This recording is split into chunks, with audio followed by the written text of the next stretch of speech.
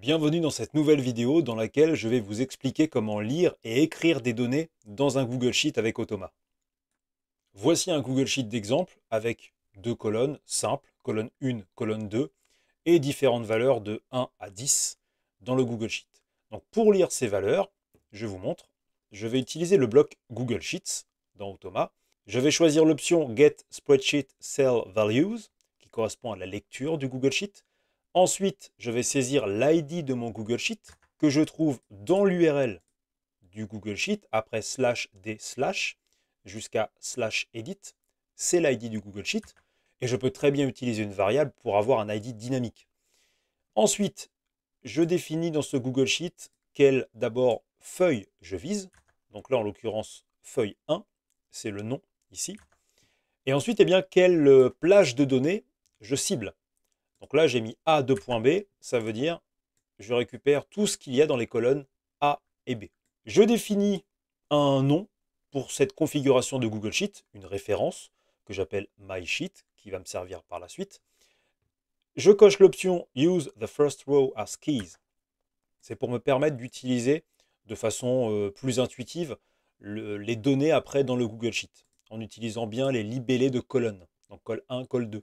Pour vérifier que ma configuration est bonne, je clique sur Preview Data. Petite information, si vous avez un ID dynamique ici, ça ne fonctionnera pas, puisqu'à ce moment-là, la variable n'a pas été remplacée par la valeur, puisqu'il faut lancer le template pour que les variables soient remplacées par les valeurs. Preview Data. Voilà, donc là, ça lit bien, effectivement, les deux colonnes de mon Google Sheet. Donc là, j'ai fait le job. Ensuite, pour utiliser les données du Google Sheet dans mon template, je vais utiliser la syntaxe moustache. Donc là, en fait, dans une variable que j'appelle sheet variable, je vais affecter une valeur dans le Google Sheet. Je vise en fait ceci. Donc pour cibler cette donnée, la syntaxe, c'est entre double accolade Google Sheets, c'est la source de la donnée. On a, dans Automa, on a variable, on a global data, on a les boucles, etc. Là, en l'occurrence, la source, c'est un Google Sheet. Point lequel, eh bien, c'est la référence du Google Sheet que j'ai créé auparavant, donc my sheet. Point 2, c'est le numéro de la ligne. Pour savoir en fait quel numéro utiliser, ça va dépendre déjà si on a coché la case Use the first row as keys ou pas. C'est-à-dire que si on l'a coché, la première ligne commence ici. Et si on ne l'a pas coché, la première ligne commence là. Dans tous les cas, la première ligne dans un tableau, c'est le numéro 0. Même chose pour la colonne, la première colonne, c'est la colonne 0. Donc là, en l'occurrence, j'ai coché l'option. Donc pour récupérer, eh bien, cette ligne-là, c'est la ligne 2. Donc 0, on commence ici. 1, 2. Voilà, donc c'est cette ligne-là que je vais récupérer. Donc Google Sheets.mysheet.2 et col 1. Donc col 1, eh bien, ça me permet de cibler de quelle colonne on parle. Donc ce qui me fait arriver ici. Encore une fois, on n'aurait pas coché la case Use the first row as keys. Ce serait un chiffre à saisir. Donc, je vous montre. Voilà, dans les variables. Voilà, ma variable sheet variable, row 3. Donc c'est exactement ça. Donc là, vous avez vu comment récupérer des données précises dans un Google Sheet. Maintenant, on va regarder également comment créer une boucle, puisque l'idée d'un Google Sheet, c'est aussi de lire automatiquement toutes les lignes, toutes les données du Google Sheet. Donc pour ce faire, on va utiliser une boucle qui va lire toutes les lignes et toutes les colonnes. On utilise un bloc loop data, on nomme cette boucle, on lui donne un ID. Donc par exemple, moi je l'ai nommé loop sheet. La source de la donnée, c'est un Google Sheet, lequel MySheet, la référence que j'ai créée précédemment dans le bloc Google Sheet, ici. Et donc, par exemple, là, ce que je vais faire, c'est que je vais ouvrir en fait une recherche Google avec chacune de ces valeurs dans la colonne 1. Voilà, tout simplement. Donc, je vous montre. Et hop. Voilà, 1, 2, 3, etc. Voilà, vous voyez, ça a très bien fonctionné. La boucle a bien lu, hop, toutes mes lignes automatiquement du Google Sheet. Donc, ce que j'ai fait pour accéder aux données, là, on utilise toujours la syntaxe moustache, mais la source de la donnée, cette fois, ce n'est plus Google Sheet, c'est une boucle. Et la source, dans ce cas-là, ça s'appelle loopData. Point, laquelle? Loopsheet, comme je l'ai nommé juste avant. Et je précise quelle colonne je veux utiliser. Donc col 1. Donc là, en l'occurrence, ça a lu la première colonne. Et donc, là, ce qui se passe, c'est qu'on entre dans la boucle ici. On exécute ensuite une série d'actions dans la boucle. Et ici, on arrive à la fin de la boucle avec un bloc loop breakpoint où on saisit l'ID de la boucle en question. Comme ça, ce qui va permettre à Automa de savoir eh bien, où se situe le début et la fin de la boucle. Donc quand il arrive là, tant que la boucle n'est pas terminée, il va revenir au début ici. Et il va répéter comme ça toute la série d'actions que vous avez inclus dans la boucle. Maintenant, comment fonctionne la mise à jour, l'écriture dans un Google Sheet? Donc c'est le même bloc, Google Sheets toujours, sauf que l'option cette fois, ce n'est pas Get Spreadsheet Cell Values, c'est Update Spreadsheet Cell Values. L'ID du Google Sheet en dur ou en dynamique avec une variable, et on précise de la même façon qu'à la lecture quelle feuille on vise et quelle colonne, quelle en tout cas plage de données on veut mettre à jour. Voilà. Et en fait, si vous dites là à Automa, ce que j'ai fait c'est A à Z, ça veut dire qu'Automa, il va partir de là, première ligne, première cellule, à 1, et il va copier-coller à partir de là. Si j'avais précisé B à Z, dans ce cas-là, eh bien, il aurait commencé à partir de là. Et ensuite, donc là, la source de la mise à jour, c'est quoi? C'est soit le tableau Automa, soit les custom data, et dans lesquels vous pouvez saisir, eh bien, alors soit des données en dur, mais bon, dans ce cas-là, c'est pas dynamique, ça n'a pas vraiment d'intérêt, sauf dans certains cas de figure.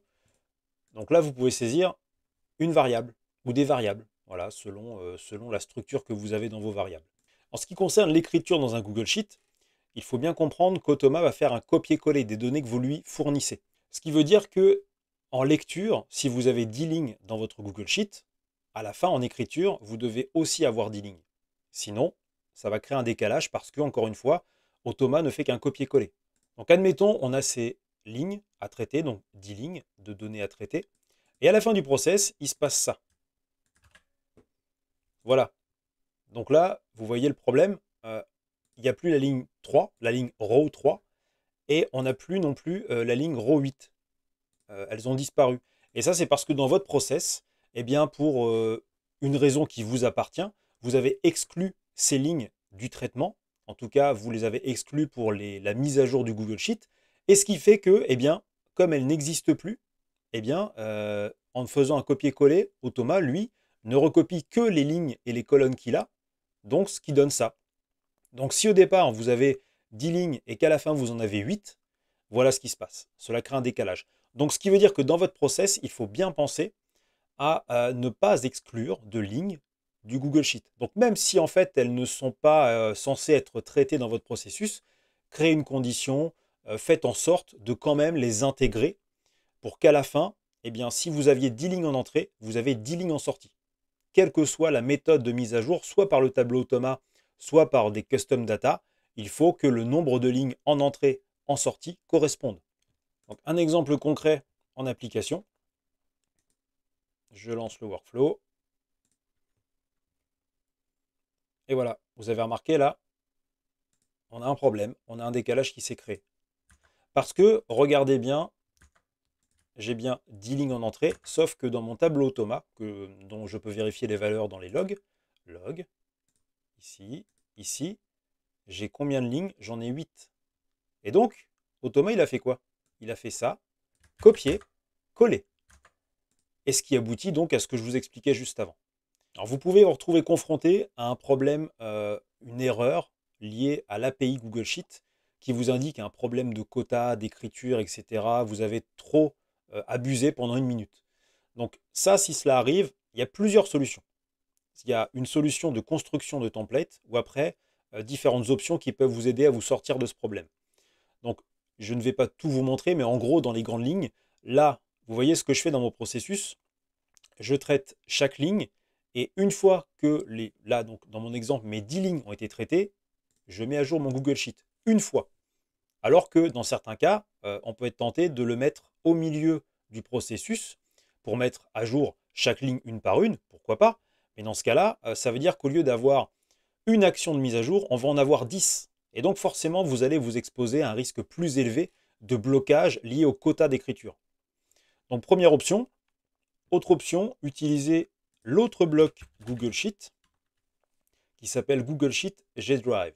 Donc qui vous permet en fait de vous connecter à votre compte Google pour avoir des, comment dire, des autorisations plus élevées.